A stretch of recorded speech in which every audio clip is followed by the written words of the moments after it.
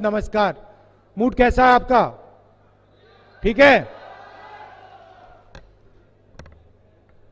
पिछली मीटिंग में स्टेज से किसी ने भारत माता की जय का नारा दिया। सब कहते हैं, सुना होगा आपने, सुना है? भारत माता की ये नारा है। ये भारत माता क्या है जिसकी जय हो रही है? ये है क्या? नहीं, सवाल पूछ रहा हूं। सब लोग इसकी जय करते हैं, ये है क्या? हां, ये भारत की जनता है। भारत की जनता है ना, जिसकी हम जय करते हैं। आपके माता पिता सब लोग, ये है भारत माता। जो हमारे पहले यहां जिए, आपके दादा, उनके दादा, ये है भारत माता। अब सवाल है जो मैंने पार्लियामेंट में पूछा कि मुझे पता लगाना है कि ये भारत माता में कौन कौन लोग हैं। इसमें ओबीसी कितने, इसमें दलित कितने, इसमें आदिवासी कितने, इसमें जनरल कास्ट के गरीब लोग कितने। हम 24 घंटा राजनीतिक बात करते हैं, भारत माता की जय बोलते हैं, मगर हम ये पता नहीं लगाना चाहते, मोदी जी ये पता नहीं लगाना चाहते कि इस देश में पिछड़े लोग कितने हैं। मैंने पार्लियामेंट हाउस में जाति जनगणना का सवाल उठाया। मैंने कहा कि देखिए, अगर हम सचमुच में भारत माता की जय करना चाहते हैं तो हमें सबसे पहले पता लगाना पड़ेगा इस देश में किसकी कितनी आबादी है। सही बात है, गलत है? अगर हमें यही नहीं मालूम कि इस देश में दलित कितने, आदिवासी कितने, पिछड़े लोग कितने,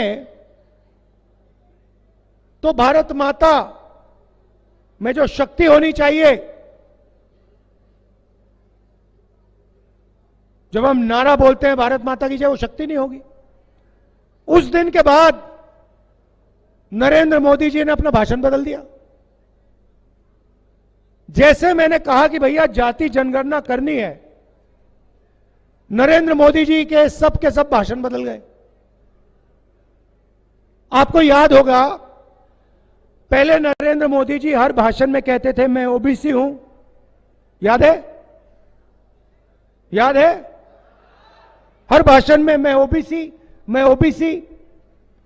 और जिस दिन मैंने कहा, भैया, मैंने कहा नरेंद्र मोदी जी, पार्लियामेंट में कहा, नरेंद्र मोदी जी एक काम करिए, आपने पूरी दुनिया को बता दिया आप ओबीसी हो, अब पता लगाते हैं हिंदुस्तान में ओबीसी कितने हैं। उस दिन के बाद नरेंद्र मोदी ने नया भाषण शुरू किया। कहते हैं, भाइयों और बहनों, हिंदुस्तान में कोई जात नहीं है। अच्छा, हिंदुस्तान में भाइयों बहनों कोई जात नहीं है, सिर्फ गरीब है। अच्छा, तो पूरे हिंदुस्तान में कोई जात नहीं और आप ओबीसी के?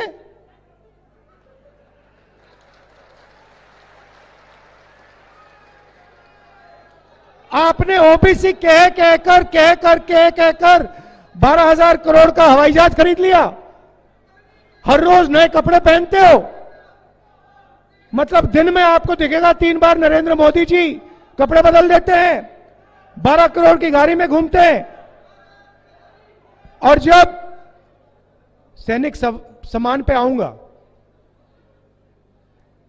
और जब हिंदुस्तान का युवा, चाहे वो ओबीसी हो, दलित हो, आदिवासी हो, वो कहता है भैया हमें अपनी जनसंख्या पता लगानी है, आप कहते हो देश में जाति नहीं है।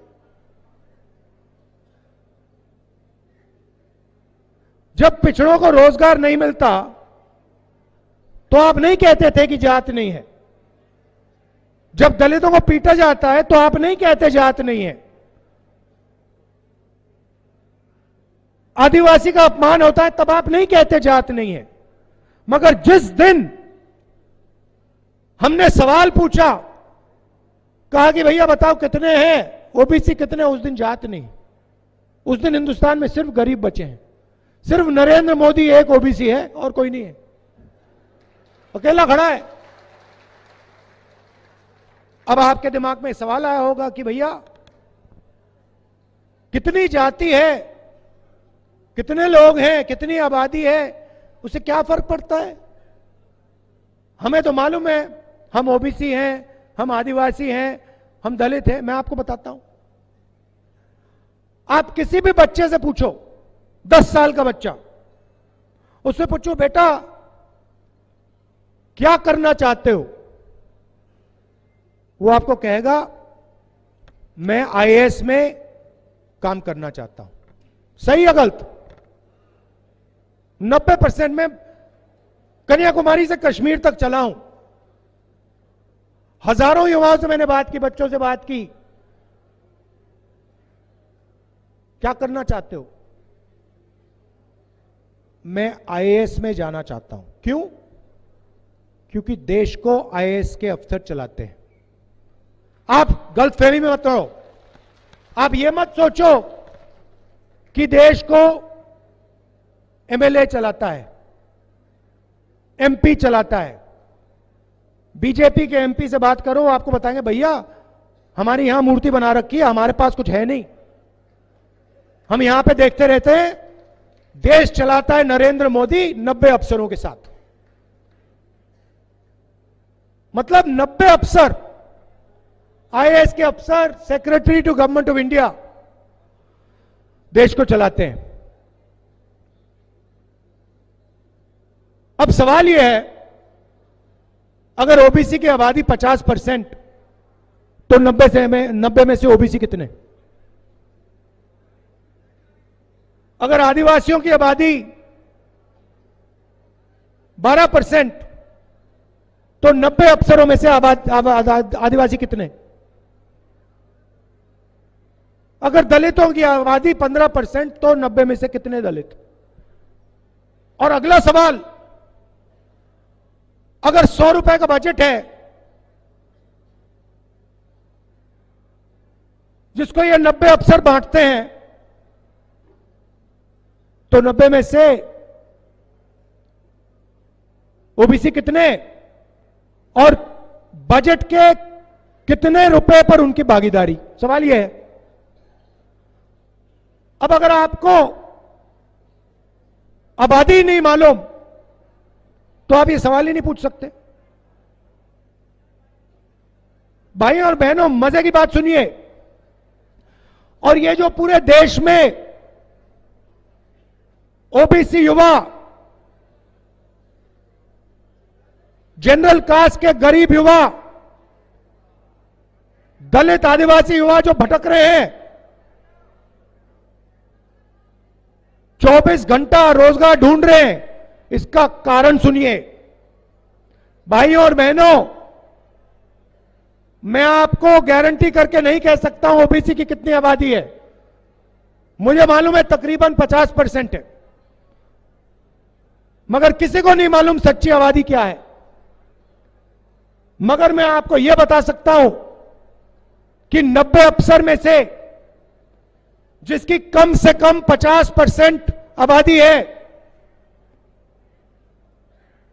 90 में से 3 अफसर पिछड़े वर्ग के हैं। समझिए, आपकी आबादी कम से कम 50%, 90 में से 3 ओबीसी, 90 में से 3 दलित और 90 में से 1 आदिवासी, 90 में से 1 आदिवासी। और ये कर क्या रहे हैं ये भी समझिए, ये मत सोचिए कि ये कभी कोई बड़े विभाग को लिए बैठे हैं, इनको कोने में बैठा रखा है।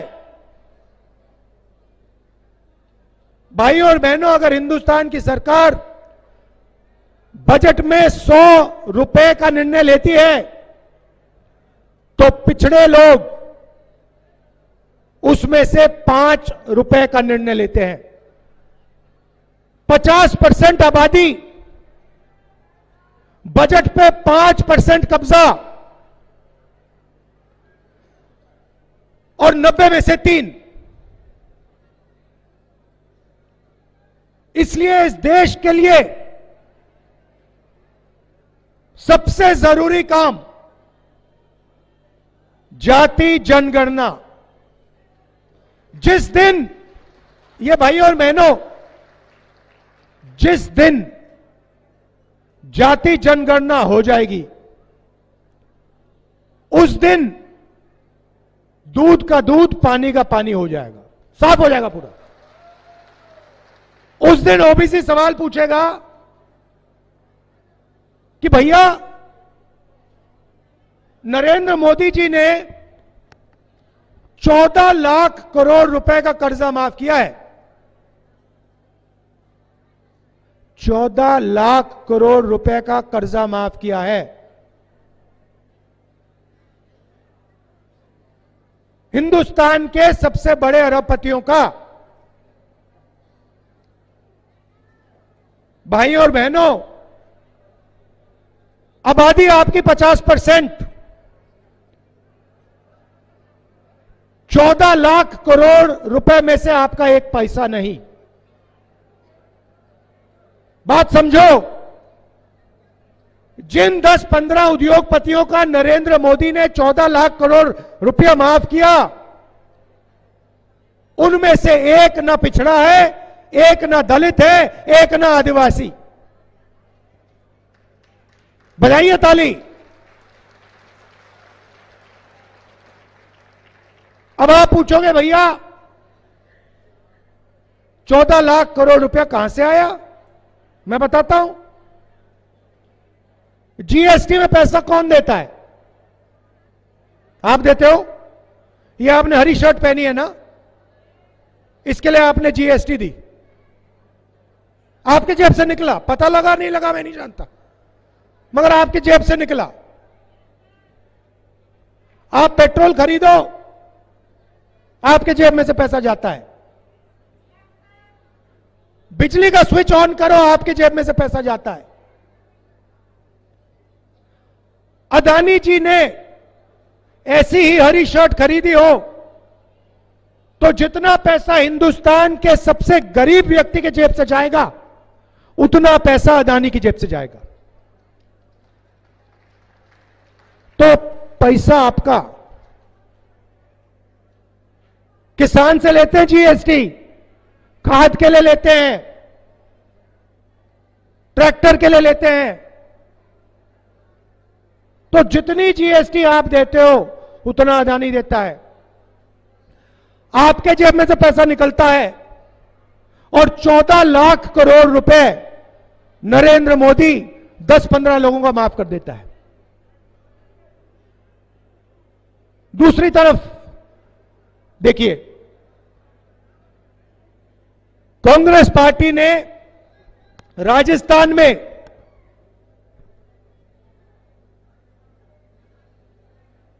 स्वास्थ्य के लिए आपसे 1 रुपया नहीं लिया। सही बात, 1 रुपया नहीं लेते हम आपसे। मध्य प्रदेश में जाइए, वहां पे नरेंद्र मोदी की सरकार ने पूरा प्राइवेटाइज कर दिया है।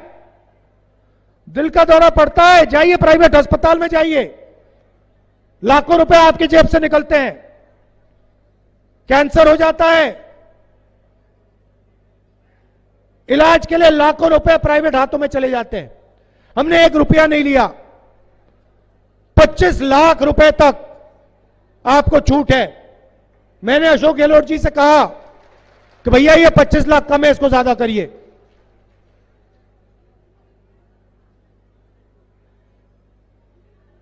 ये जो पैसा है राजस्थान की जनता को हम जो देते हैं, इसमें से 50% पैसा पिछड़ों को जाता है। 50% तकरीबन पिछड़ों की आबादी है, 50% पिछड़ों को जाता है। नरेंद्र मोदी की पॉलिसी में 1 रुपया पिछड़ों को नहीं जाता, 1 रुपया दलितों को नहीं जाता, 1 रुपया आदिवासी को नहीं जाता। हमारी पॉलिसी चाहे मनरेगा हो, चाहे किसान कर्जा माफी हो, चाहे भोजन का अधिकार हो, जमीन अधिकरण बिल हो, हमारा पैसा 50% ओबीसी कम से कम। और वो कहते हैं कि भैया हम ओबीसी की सरकार चलाते हैं। यहां आदिवासी बैठे हैं, नया शब्द लाए हैं, हम आपको आदिवासी कहते हैं, हम आपको आदिवासी कहते हैं, वो आपको वनवासी कहते हैं। शब्द में बहुत फर्क है। आदिवासी का मतलब वो लोग जो इस जमीन के पहले मालिक हैं। बहुत गहरी बात है, शब्दों के अंदर बहुत चीजें छुपी होती हैं। वो लोग जो इस जमीन के पहले और असली मालिक हैं, मतलब इस जमीन का अधिकार, जंगल का अधिकार, जल का अधिकार आदिवासियों को मिलना चाहिए। जो उनका हक है उनको वापस मिलना चाहिए। यह है आदिवासी शब्द का मतलब अगर आदिवासियों के बच्चे इंजीनियर बनना चाहते हैं, डॉक्टर बनना चाहते हैं, बड़ी से बड़ी कंपनी चलाना चाहते हैं, व्यापार करना चाहते हैं, तो उनकी पूरी मदद होनी चाहिए और उनका हक बनता है। नरेंद्र मोदी जी नया शब्द लाए, वनवासी।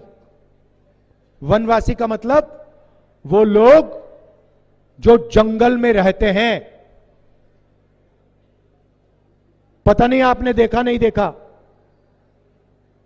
बीजेपी का एक मंत्री है, एक एमएलए है, सॉरी, मध्य प्रदेश में, उसका वीडियो वायरल हुआ। आदिवासी पर वो पेशाब कर रहा है। देखा आपने? देखा है? बीजेपी का नेता आदिवासी युवा पर, जिसको वो वनवासी कहते हैं, उस पर पेशाब कर रहा है और उसका मित्र वीडियो ले रहा है और पूरे देश में उसको वायरल कर रहे हैं। राजस्थान के लोगों ने देखा उसको, गुजरात के लोगों ने देखा उसको। यह है उनकी सोच। आपने कभी किसी बीजेपी नेता को जानवर पर पेशाब करते हुए देखा है? नहीं। कभी आपको बीजेपी का नेता जानवर पर पेशाब करते हुए कभी नहीं दिखेगा, मगर आदिवासी पर पेशाब करते हुए दिखेगा।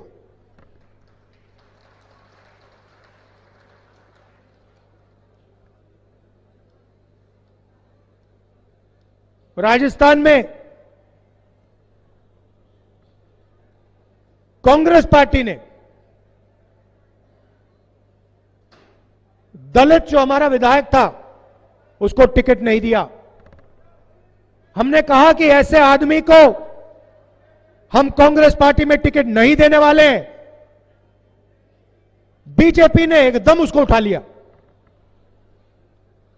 उनकी सोच है ये। इसीलिए नरेंद्र मोदी आज कह रहे हैं कि हिंदुस्तान में कोई जात नहीं है, सिर्फ गरीब है। हक देने का समय आया तो कोई जात नहीं है, लड़ाने का समय आया तो एकदम ओबीसी पैदा हो जाता है, दलित पैदा हो जाता है, सब पैदा हो जाते हैं। यह उनकी विचारधारा है। इसलिए मैं कन्याकुमारी से कश्मीर तक चला हूं, 4000 किलोमीटर चला हूं।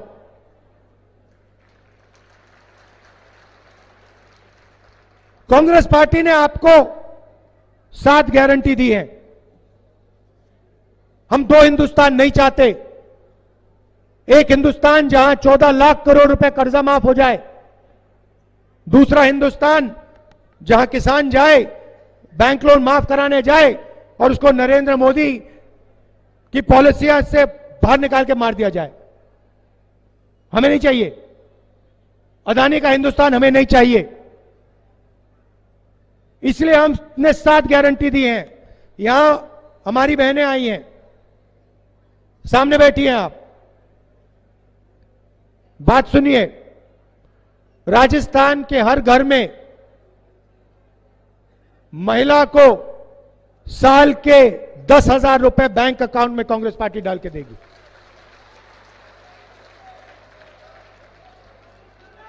गैस सिलेंडर पहले 400 रुपए का होता था, नरेंद्र मोदी शिकायत करते थे। आज नरेंद्र मोदी ने 1200 का कर दिया है। छत्तीसगढ़ में हमने 500 का करा है, कर्नाटक में हमने 500 का किया है। पता लगाना है, पूछ लीजिए। राजस्थान में चुनाव के एकदम बाद कांग्रेस पार्टी की सरकार बनेगी, 500 रुपए का आपका सिलेंडर हो जाएगा। इंग्लिश स्कूल का हमने पूरे राजस्थान में जाल बिछाया है और फ्री लैपटॉप सरकारी कॉलेज के स्टूडेंट्स को हम फ्री लैपटॉप देते हैं। और शायद सबसे बड़ा काम,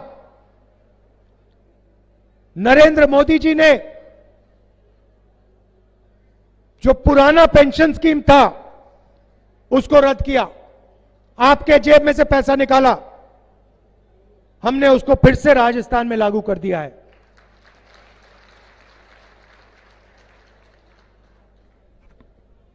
लाखों लोगों को इसका फायदा मिला है। भाइयों और बहनों, यहां पे नरेंद्र मोदी जी ने स्वयं आपसे कनाल का वायदा किया था नहीं किया था? ईआरसीपी का वायदा किया था कि नेशनल प्रोजेक्ट बनाएंगे, किया था? बन गया नेशनल प्रोजेक्ट? मिल गया आपको? नहीं। जैसे उन्होंने 15 लाख का वायदा किया, मिल गया 15 लाख? कोविड के समय लोग मर रहे थे, ऑक्सीजन नहीं था, दवाई नहीं थी। नरेंद्र मोदी जी कहते हैं, भाई और बहनों, थाली बजाओ, आंख के सामने लाशें पड़ी हैं। लोगों को नरेंद्र मोदी साथ नचा रहा है, कोविड को फैला रहा है और कह रहा है ताली बजाओ। और उनकी मीडिया, अदानी की मीडिया पीछे से वाह वाह वाह वाह वाह वाह वाह वाह वाह वाह वाह वाह, मजा आ गया, मजा आ गया, मजा आ गया। उसके बाद कहता है लाइट जलाओ, मोबाइल फोन की लाइट जलाओ। मीडिया कहता है ताली बजा रहा है, शाबाश शाबाश, मजा आ गया, मजा आ गया। वहां पे लोग मर रहे हैं, लाशों का ढेर सामने पड़ा है, गंगा मां में भर गए, लाखों लाशें दिख रही हैं, टीवी वाले नहीं दिखा रहे। अदानी जी का लाखों करोड़ रुपए कर्जा माफ किया है, टीवी अदानी का है, किसानों का नहीं है, मजदूरों का नहीं है, छोटे दुकानदारों का नहीं है। तो उनकी बातों में मत आइए। राजस्थान सरकार ने ईआरसीपी के लिए पैसा अलग किया है, उनका काम है, मगर हमने पैसा दिया है। तो याद रखिए, बीजेपी जो भी हमने आपके लिए किया है, चाहे वो स्वास्थ्य की बात हो, चाहे वो किसानों की जो मदद करते हैं, गैस सिलेंडर हो, ये सारा का सारा ओपीएस हो, ये सारा का सारा बीजेपी आपसे छीन लेगी। आपको निर्णय लेना है। राजस्थान में गरीबों की, किसानों की, मजदूरों की, छोटे व्यापारियों की सरकार बनाइए, अरबपतियों की सरकार मत बनाइए। एक बात आप याद रखिए, एक बात याद रखिए, मैं आपको गारंटी दे रहा हूं, जाति जनगणना जो है, जिससे पिछड़ों को, दलितों को और आदिवासियों को भागीदारी मिलेगी, राजस्थान की यहां सरकार आएगी, पहला काम हमने ऑर्डर दे दिया है, वो शुरू हो जाएगा राजस्थान में। और जैसे ही दिल्ली में सरकार आएगी, जो आने वाली है, उस दिन मैं आपको गारंटी कह रहा हूं, जाति जनगणना उस दिन शुरू हो जाएगा। जल्दी से जल्दी आपको पता लग जाएगा आपकी कितनी आबादी है, आपका हक कितना बनता है। आप सब यहां आए, दिल से आपका धन्यवाद करना चाहता हूं।